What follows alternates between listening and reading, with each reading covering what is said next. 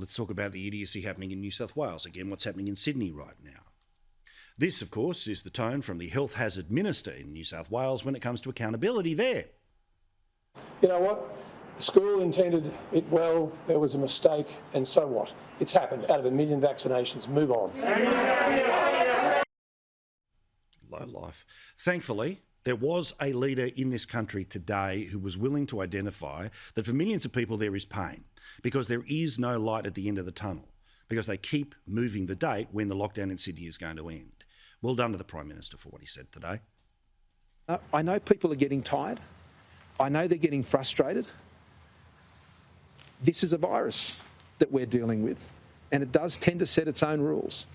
And we have come so far as a country over these last 18 months, and now is the time to keep pressing forward. Now is not the time to give in to that frustration. Now is not the time to give in to the exasperation and the tiredness that I know comes from dealing with all of these issues day after day after day. But of course, the media that's all out there for the latest example of the latest scare, of the latest reason why to die from COVID is apparently more tragic than any other way that thousands of people die each and every year. What about this one? COVID, well, it's going to affect your sex life.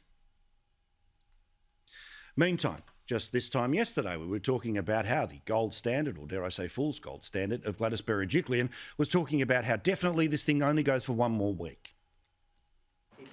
Will it end next Friday? That is absolutely our intention, and that's why we've provided that certainty. But it's a day later, and it'll probably go longer than next week. So this is what they're saying.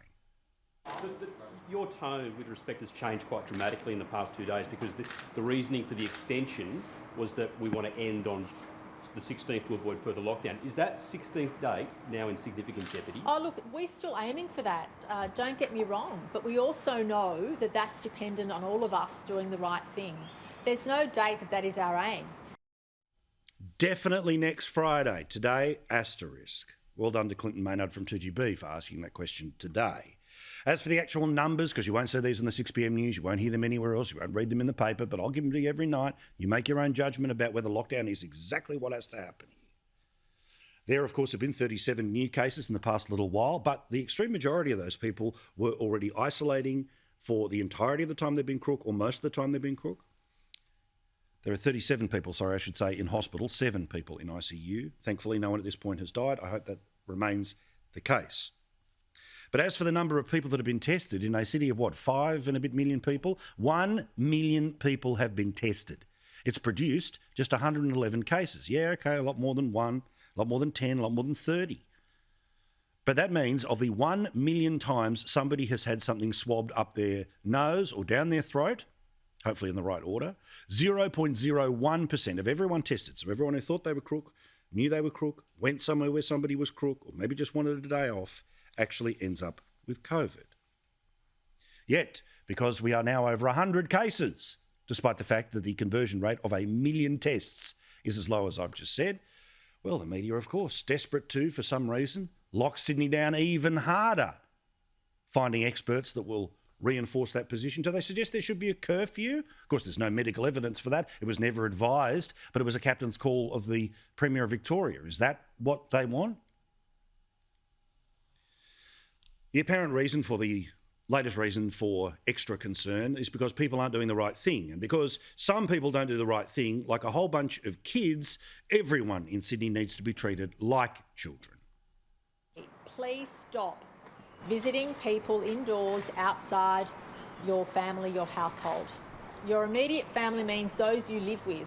It doesn't mean extended family or friends, and that goes across the board, across any person who's in lockdown. So apparently what is happening is exactly what was happening in suburban Melbourne, but we weren't allowed to talk about it at the time. Certain people in a certain part of town are still carrying on as if it was normal life. They go to work, they go and see other members of the family that they don't live with, they still have their family dinners, because, that's really important.